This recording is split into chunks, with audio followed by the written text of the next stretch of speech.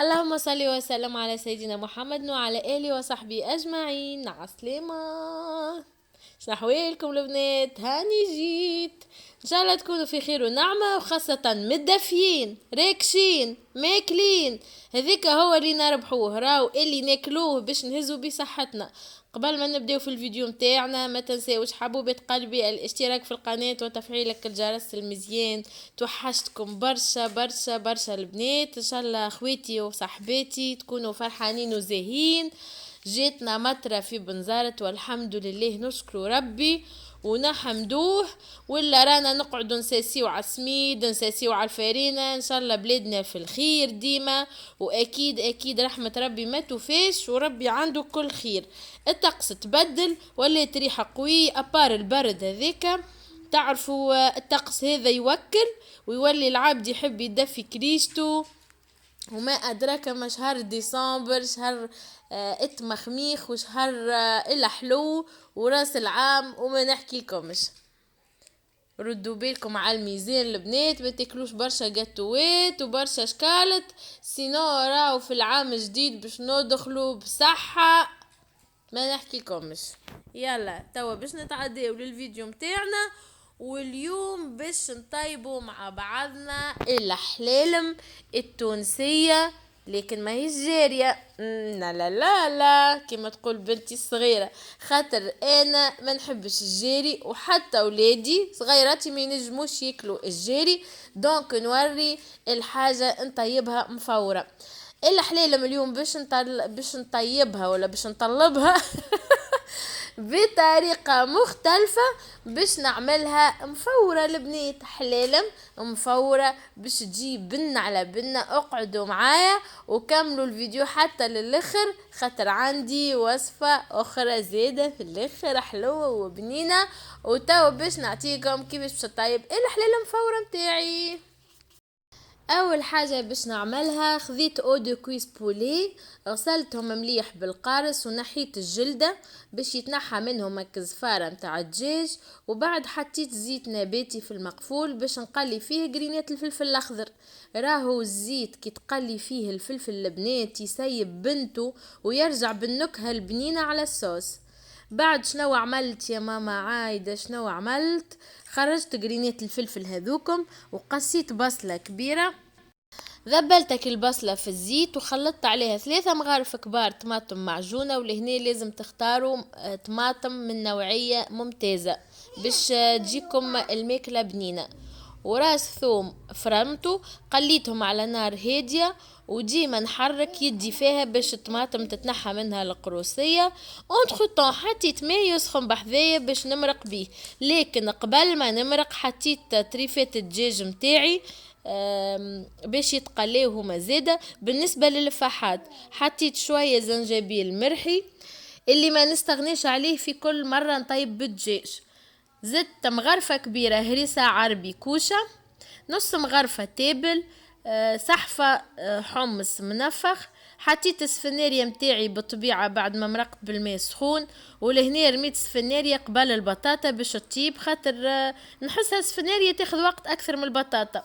توا عاد وقت الخرشف، تنجموا زادة ترميو فيها الخرشف باهية طعمته في الصوص. سامحوني البنات.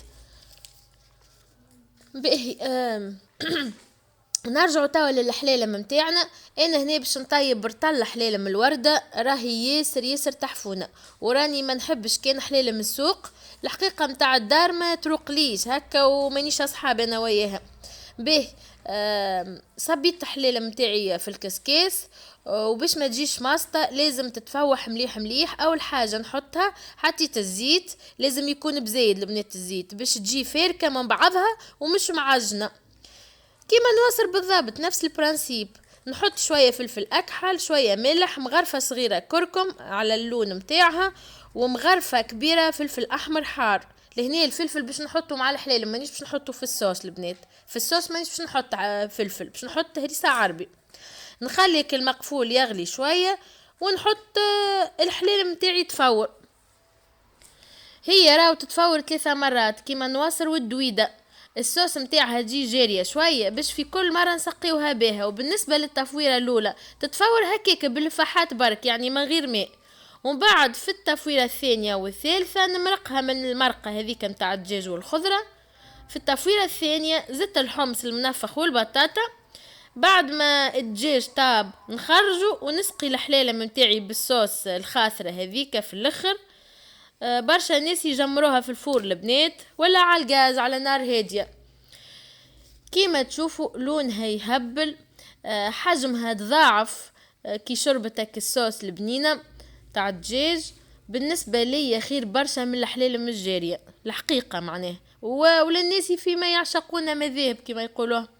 وصدقوني خفيفة، راهي خفيفة قد ما تاكل تحس روحك مازال جيعان. زينتها وهذا هو فطورنا. اي هذه فطور انا وقتها طيبته. هذا هو فطورنا بالنسبة لليوم. اللهم أدمها نعمة واحفظها من الزوال. اكتبوا لي رايكم البنات لوطة في التعليق إذا عجبتكم الوصفة.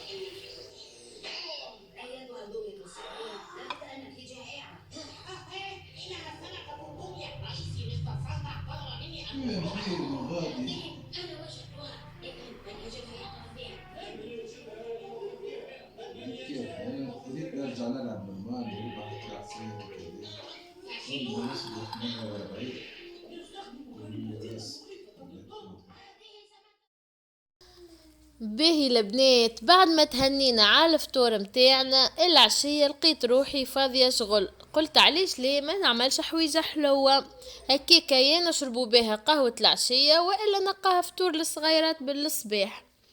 هو صحيح وقت البردقان، اما زيد نجمو نعملو فلتة ونحضرو كيكة التفاح من افوح الكيكات اللي جربتهم.